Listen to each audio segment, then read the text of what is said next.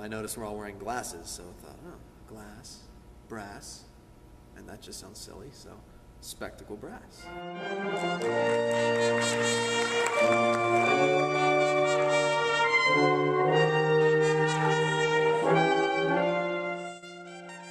Who was it that initially thought spectacle brass? Was it Justin? It was Justin because he was. I thought it was you. No, I hated. I was the only person that hated the name spectacle brass, but Justin decided it because we all wear glasses. Well, but it also has the double meaning. Most people probably don't jump to, oh, they have glasses, spectacles. Most people are probably thinking that it's more of a show name kind of thing. Which, I mean, I wouldn't change it for anything now. Yeah, it fits us. Yeah. There's a pretty big entrepreneurial push at KSU, and Michael's project was raising money for the Children's Medical Center of Augusta. So that's what we did. We organized an event and did pretty well with fundraising for a project.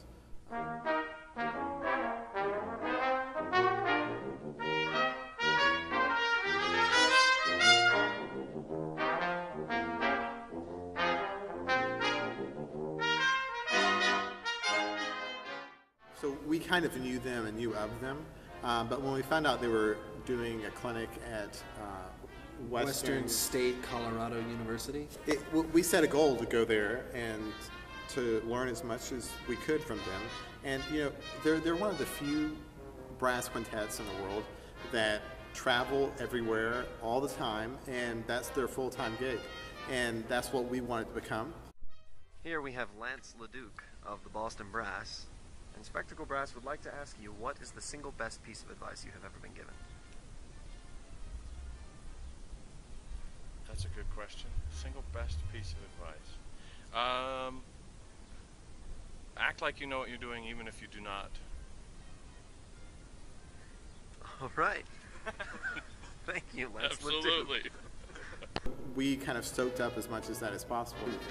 Working with those guys, just going in for coachings. Well, we had like 2 coachings a day from them, everybody in the group, and just got to sit down and talk to them and just pick their brains about, not only playing, but how to manage a group like this. How do we make ourselves, a presence in our communities?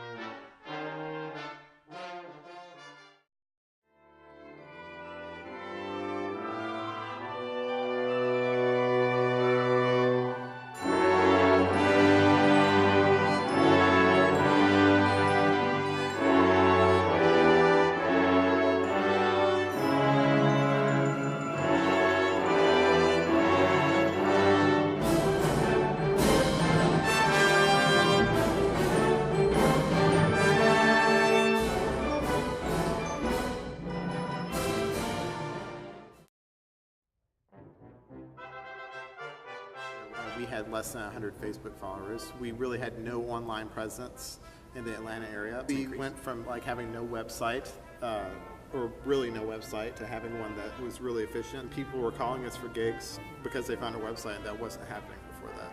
We've had a few pretty unusual gigs, and we had to figure out ways to make it work. We've done a fair amount of arranging for Quintet for a variety of different situations. Yeah, because sometimes the music they'd ask for just literally didn't exist for brass quintet. I don't think brass quintet when I think Stevie Wonder, but it worked. They were pretty happy.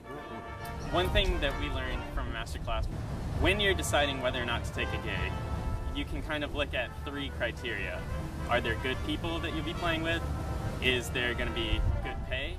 And is the music good that you're playing? And one awesome thing about Spectacle Brass is that because we're all good friends with each other, we always know we have the good people part down. So as long as we have one of the other 2, we're going to take the gig.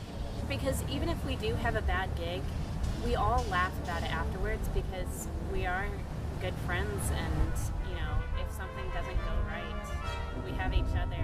We'll make it, so it's fun.